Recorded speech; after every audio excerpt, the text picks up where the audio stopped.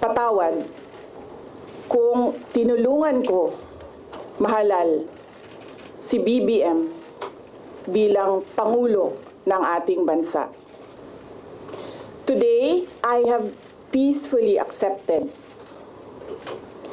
that my life is unlike any other. Sa unang mga buwan ng aming mga termino, nakita ko na ang kawalan ng katapatan ni Bongbong Marcos Jr. sa mga pangakong binitawan noong kampanya,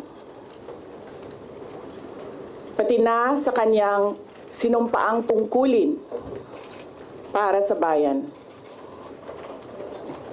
Dahil hindi ko kinaya na maging bahagi ng 2025 national budget na tadtad ng katiwalian,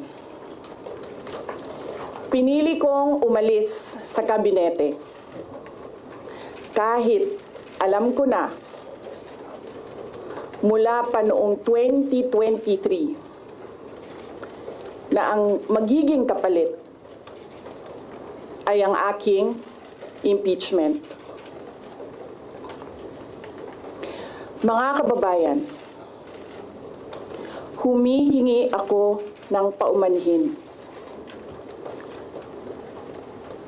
Patawad kung tinulungan ko mahalal si BBM bilang Pangulo ng ating bansa.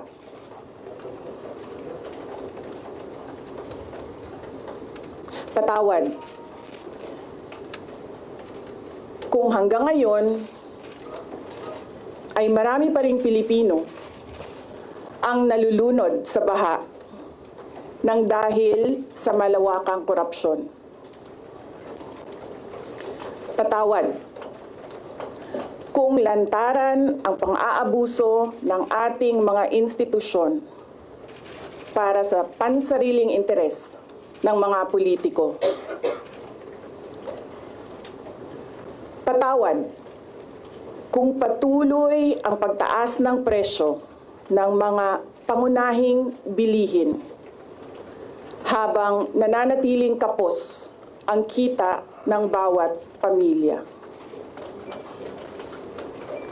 Patawad